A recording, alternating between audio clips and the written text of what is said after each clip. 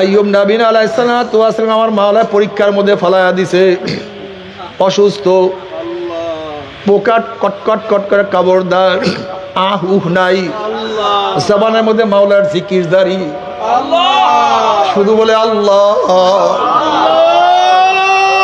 কলিজা ঠান্ডা, আলা বিজিক্রিল্লাহি তাতমাইন্নুল কুলুব, কলিজা ঠান্ডা। হযরত জিবরাইল আলাইহিস সালাতু ওয়াস সালাম একদিন আইয়ুব নবী আলাইহিস সালাতু ওয়াস সালামকে আসছে, সালাম দিছে, কিন্তু সাথে সাথে সালামের জবাব নেয় নাই। কিছুক্ষণ পরে সালামের জবাব নিলেন। জিবরাইল আলাইহিস সালাতু ওয়াস সালাম বললেন, নবী আইয়ুব, আপনি কেন সাথে সাথে সালামের জবাব নিলেন না? এবার আইয়ুব নবী আলাইহিস সালাতু ওয়াস সালাম বললেন, ভাই জিবরাইল, আল্লাহ পাক কিছু মেহমান আমাকে পাঠাইছে, যে মেহমানগুলি আমার গোশত এবং রক্ত খাইয়া বাসে, এর মধ্যে কিছু মেহমান আমার জিব্রার মধ্যে খানা খাইতেছিল। যদি আমি সালামের জবাব দিয়ে জিব্রায় নাড়া লাগবে, পড়িয়া যাবে, ওদের কষ্ট হবে, ওদের খাওয়া শেষ। এরপরে সালামের জবাব নিছি। আমার মাওলায় বলে, আইয়ুব পরীক্ষা শেষ, আমি তো সমস্ত রোগ ভালো করিয়া দিলাম, পরীক্ষা শেষ। আল্লাহ পাক কালামে পাকের মধ্যে ফরমালেন, নাবলুওয়ান্নাকুম বিশাইয়্যিম মিনাল খাউফি ওয়াল জুই ওয়ান নাকসিম মিনাল আমওয়ালি ওয়াল আনফুসি ওয়াস সামারাত ওয়াবাশশিরিস সাবিরিন। আল্লাহ পরীক্ষা করব, ওয়ালা নাবলুওয়ান্নাকুম, আমি তোদেরকে পরীক্ষা করব। যারা মুমিন, যারা মুসলমান, মাওলায় মাঝে মাঝে পরীক্ষা করবে, পরীক্ষা করবি করবে। আল্লাহর কাছে দোয়া করো, মাওলা হে পরীক্ষা ছাড়া পাস করাইয়া দাও, আর পরীক্ষা যদি দাও পাস করার ব্যবস্থা করিয়া দাও।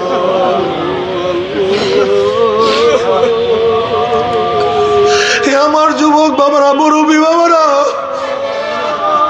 আমার মাওলায় পরীক্ষা নিলে সেই পরীক্ষায় পাস করার ক্ষমতা আমরা কেউ রাখি না।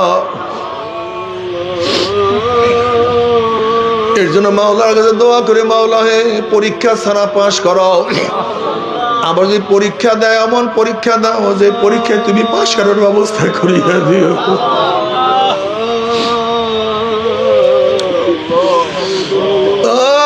আমার যুবক বাবারা, আমার মুরব্বী বাবারা, ও মুসলমানের সন্তানেরা, ও মুসলমানের সন্তানেরা, আজকে মুসলমানের সন্তান দেখলে কলিজা ফাটিয়া যায়।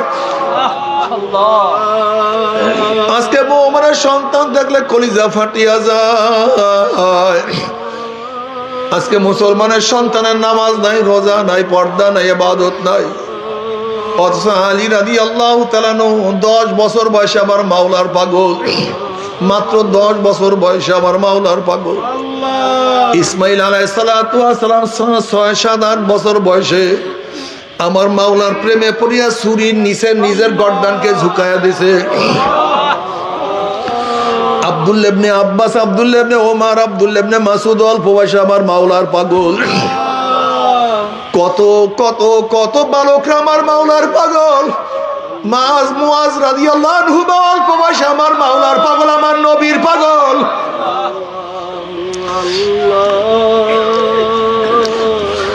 অথচ তোমার আমার অবস্থাটা কি জানি না রে বাবা। আমার যুবক বাবার, আমার মুরব্বী বাবার, আমার পর্দার মা বোনেরা, মাওলার পাগল হইয়া মাওলার কবরে যাও।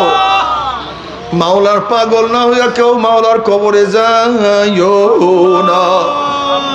তুমি কি দেখো নাই, তুমি কিসে পড়ো, টেনে পড়ো, তুমি কি দেখো নাই 9-এর কত ছেলেরা আমার মাওলার পাগল। আমি একবার মুন্সিগঞ্জে মাহফিলে গেলাম, একটা ছাত্র আমার সাথে দেখা করার জন্য আসছে, পাগড়ি পরা, লম্বা জামা, সুন্দর চেহারা। আমার সাথে দেখা করার পরে বললাম, ভাই ছাত্র তুমি, বাবা তুমি কোথায় পড়ো, কোন মাদ্রাসায় পড়ো? ছেলে বলে, হুজুর আমি তো মাদ্রাসার ছেলে, আমি স্কুলের ছেলে। আমি বললাম, মাশাআল্লাহ, আল্লাহ পাক তোমাকে এই বুঝ কিভাবে দান করছে। এবার ছেলে বলছে, হুজুর আমার বাবা মা ইটালিতে থাকে, নানা বানি থাকিয়া পড়াশোনা করি, আমি দুষ্টামি ফাইজলামি করি, একদল মানুষ আমাকে দাওয়াত দিয়া চরমরাইন ময়দানে নিয়ে গেছে। চরমরাইন ময়দানে যাওয়ার পরে আমার মাওলা আমাকে বুঝ দান করছে। এখন আমি লম্বা জামা গায়ে দিয়ে পাক দিয়ে পড়িয়া তারপরে আমি মা স্কুলে যাই। ওস্তাদরা পছন্দ করে না, আমার সাথীরা টিটকারি করে, নানা নানু বাপ মার কাছে নালিশ দিছে আমাকে ইটালিতে নিয়ে যাবে। ছেলেটা অবশ্য এখন ইটালিতে চলিয়া গেছে, এবার মাহফিলে আসছিল। আমি পরীক্ষার জন্য বললাম, বাবা এত অল্প বয়সে কেন তুমি এত সুন্নাত অনুযায়ী চলো, একটু বড় হইয়াল। ওই ছেলে দুই চোখের পানি ফলাই দিল, হুজুর আমার বাবা যাইতে পারে, মা যাইতে পারে, নানা যাইতে পারে, নানু যাইতে পারে, আমি সব কিছু ত্যাগ করতে পারবো, কিন্তু আমার নবীর সুন্নাত আমি ত্যাগ করতে পারবো না।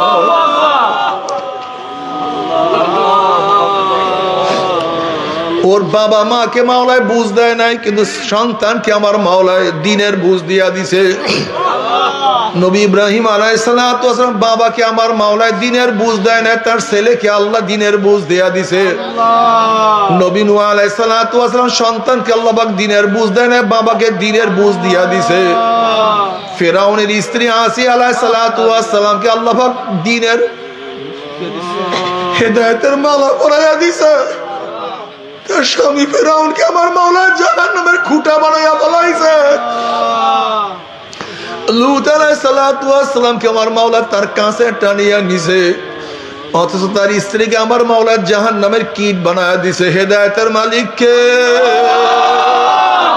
হেদায়েতের মালিক কে? বেলালে হাবশির মতো গোলামকে আমার মাওলা হেদায়েতের মালা পরায়া দিছে, মালিককে মাহরুম করিয়া দিছে।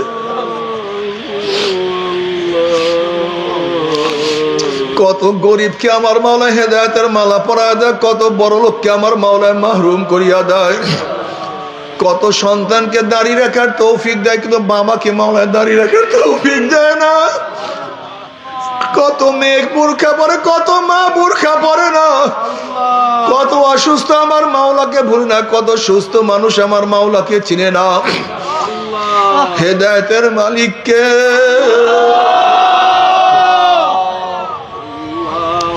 এর জন্য সব সময় মাওলার কাছে দোয়া করতে থাকো, সব সময় মাওলার কাছে রুজু হও। ঘরের মালিকের সাথে পরিচয় থাকলে যত রাত্রি ঘরে ঢোকো না কেন কোনো টেনশন নাই। যেরকম শ্বশুর বাড়িতে রাত্র 3টায় যদি নক করো, শ্বশুর বলবে কে? বলবে আব্বু আমি আপনার জামাই। অমনি শ্বশুর লাফ দিয়ে উঠবে, আমার জামাই এত রাত্রে কেন আসছে? এ বাতি জ্বলা, এ দরজা খোল, বিছানা বিছা, খানার ব্যবস্থা কর, নাস্তার ব্যবস্থা কর। যেহেতু ঘরের মালিকের সাথে পরিচয় আছে কোনো টেনশন নাই। কিন্তু ঘরের মালিকের সাথে পরিচয় না থাকে, রাত্র গভীর রাত্রে নক করলে বলবে চোর আসছে, ডাকাত আসছে, ওকে ধর, ওকে মার, ওকে বান। যেহেতু ঘরের মালিকের সাথে পরিচয় নাই। ঠিক কবরের মালিকের সাথে পরিচয় করিয়ে যদি কবরে যাইতেই পারো, কবরের মালিকের সাথে পরিচয় করিয়ে কবরে যাইতে পারো, কবরের মালিক বলবে ফেরেশতারা আমার বন্ধু আসছে, আমার ওলি আসছে। ওয়াফরুশুল ফরাশা মিনাল জান্নাহ ওয়াল বিসু মিনাল জান্নাহ। আমার বন্ধুর শরীরের মধ্যে জান্নাতের বিছানা বিছা, আমার বন্ধুর কবরের মধ্যে জান্নাতের বিছানা বিছায়া দে, শরীরের মধ্যে জান্নাতের পোশাক লাগাইয়া দে, জান্নাতের নাজ নিয়ামতের গোটা কবরটাকে ভরিয়া দে। কোনো টেনশন নাই, কোনো চিন্তা নাই, কবরের মালিকের সাথে পরিচয় আছে। আর যদি কবরের মালিকের সাথে পরিচয় না করিয়া কবরে যাও, কবরের মালিক বলবে হে কবর আমার দুশ্মন আসছে, আমার শত্রু আসছে, হে কবরের মাটি চাপ দে। অমনি কবরের দুই পাশের মাটি এত জোরে চাপ মারবে, চাপের ছড়ে এক পাথরের হাঁটি আর এক পাথরে লাগাইয়া ফালাইবে। আল্লাহ ফেরেশতারা আমার দুশ্মন আসছে, আগুন জ্বালাইয়া দে। অমনি গোটা কবরটা হুফরাতুম মিন হুফরাইন নার, এ সাপ জড়াইয়া ধর। অমনি 99টা সাপ প্যাঁচ মারবে। লাউ নাফাকা ফিল আরদি মা আনবাতাত খাতরা। নবী আলাইহিস সালাতু ওয়াস সালাম ফরমান কবরের সাপ যদি দুনিয়ার কোন কর্নার থেকে ফুক মারতো, একটা ঘাস পর্যন্ত জমিনের উপরে মাথা তুলতে পারতো না।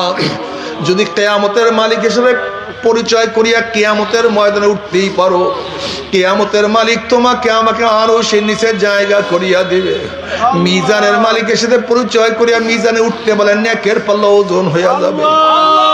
হাউজে কাউসারের মালিকের সাথে পরিচয় করে উঠতে বললেন নবী আলাইহিস সালাতু ওয়াস সালাম নিজের হাতে হাউজে কাউসারের পানি পান করা হবে।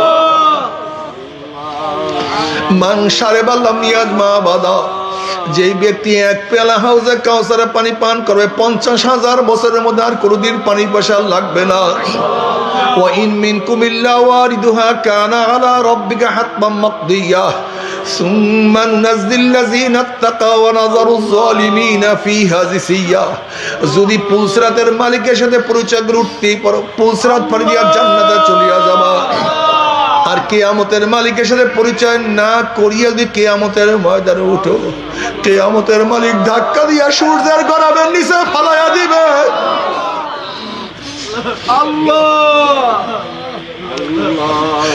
যদি মিজানের মালিকের সাথে পরিচয় না করিয়া উঠো,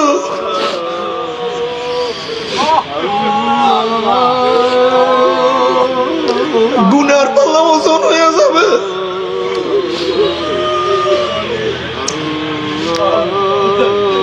যদি আমল নামার মালিকের সাথে পরিচয় না করিয়া উঠো, আমল নামা বাম হাতে পড়িয়া যাবে। وأما من أوتي كتابه بشماله فيقول يا ليتني لم أوت كتابيا ولم أدر ما حسابيا يا ليتها كانت القاضية ما أغنى عني ماليا هلك عني سلطانيا خذوه فغلوه ثم الجحيم صلوه ثم في سلسلة ذرعها 70 ذراعا فاسلكوه। আমল নামা বাম হাতে পড়িয়া যাবে, বাম হাতটা সিনা ফাড়িয়ে পিছনে চলিয়া যাবে। নাফরমান বলবে ইয়া লাইতানি লাম উতা কিতাবিয়া। আল্লাহ ইয়া লাইতানি লাম উতা কিতাবিয়া, আফসোস যদি আমি আমার আমল নামা না পাইতাম। এত নামাজ কাজার গুনাহ, এত রোজা সারার গুনাহ, এত বেপর্দা জেনার গুনাহ, এত সুদের গুনাহ, এত ঘুষের গুনাহ, এত মদের গুনাহ, এত ইয়াবার গুনাহ। ইয়া লাইতানি লাম উতা কিতাবিয়া, যদি আমি আমার আমল নামা না পাইতাম।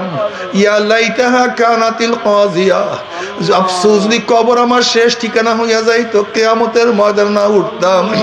মা আগনা আন্নি মালিয়া হালাকা আন্নি সুলতানিয়া, কোথায় আমার মাল, কোথায় আমার টাকা, কোথায় আমার পয়সা, কোথায় আমার মেম্বারি, কোথায় আমার চেয়ারম্যানি, কোথায় আমার এমপিগিরি, কোথায় আমার মন্ত্রীগিরি, কোথায় আমার পীরগিরি, কোনো কিছুই তো নাই। নাফরমান চিন্তা মানাবার চেষ্টা করবে, সাধনা নাফরমান চিল্লাইবে, হাত চাওয়াইতে থাকবে। আল্লাহ পাক বলবে খুজুহু ফাগুল্লুহু, হে হে হে ফেরেশতারা নাফরমানকে ধর, ওকে বান্ধিয়া ফেলা। খুজুহু ফাগুল্লুহু, খুজুহু ফাগুল্লুহু, খুজুহু ফাগুল্লুহু সুম্মা ফি সিলসিলাতিন যারউহা 70 যিরাআন ফাসলুকুহু।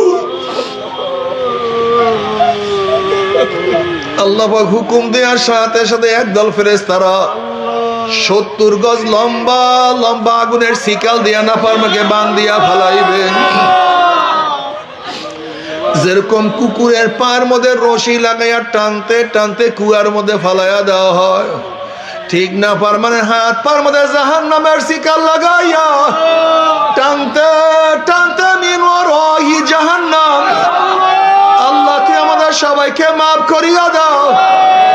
ও আমার যুবক বাবারা, আমার মুরব্বী বাবারা, ও আমার পর্দালে মা বোনেরা, কি নিয়ে রওনা করছো, কোথায় রওনা করছো, একটু হিসাব নিকাশ করিয়া তারপর মাওলার কবরে যাইও। তবে মুমিন মুসলমান বলতে সবাই মনে চায় গুনার থেকে ফিরিয়া না কামল করিয়া মাওলার জান্নাত, কিন্তু সবাই যাইতে মনে চায় গুনাহ নিয়া মাওলার জাহান্নামে, কাউরে কিন্তু যাইতে মনে চায় না। কিন্তু কেনই বা আমরা নেক আমল করতে পারি না, কেনই বা গুনার কাম ছাড়তে পারি না?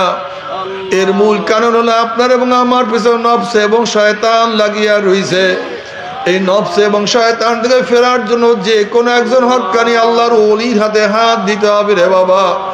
খবরদার, বর্তমান জমানায় পীর মুরিদ নামে ভেজাল, ব্যবসা, দলাদলি, হিংসা, হাসাদে পরিণত হয়ে গেছে। সমস্ত আল্লাহর ওলির একমাত্র যেই পীরের 5 জন মুরিদের মধ্যে কম পক্ষে 3 জনকে দেখবা আলহামদুলিল্লাহ সুন্নাত মাহফিল আমল আখলাক মজবুত হয়ে যাইতে আছে, গুনার কাম ছাড়তে আছে, নেকের আমল ধরতে আছে, কলব নরম হইয়া চোখে পানি আসতে আছে। বিরিক্ষতর নাম কি, ফলে পরিচয়। আমি চরমোনায় বুঝি না, চরমোনার দাওয়াত তালিম প্রশংসা প্রচার প্রসার করার জন্য আসি না রে বাবা। চরমোনায় যাওয়ার তোমার কোনো দরকার নাই, কোনো দরকার নাই, কোনো দরকার নাই। তুমি যার কাছে গিয়া পারো গুনার কাম সারো, নেকের আমল ধরো, কলব নরম করিয়া চোখে পানি নিয়া মাওলার কবরে যাইও। যেরকম দুনিয়ার ঘরে আগুন লাগলে পানি ছাড়া নিবানো যায় না, ঠিক তদ্রুপ তোমার এবং আমার গুনার দ্বারা, তোমার আমার গুনার দ্বারা যে জাহান্নামের আগুন জ্বলিয়া রইছে, চোখের পানি ও ছাড়া কিন্তু জাহান্নামের আগুন নিবানো সম্ভব না। কাজে আমার জন্য দোয়া আছে, আমিও দোয়া করি, সবাই সবার জন্য প্রাণ খুলিয়া দোয়া করো, যেন কিয়ামতের ময়দানে গলাগলি বাঁধিয়া মাওলা একসাথে জান্নাতে যাওয়ার তৌফিক দিয়া দাও। আল্লাহুম্মা আমিন।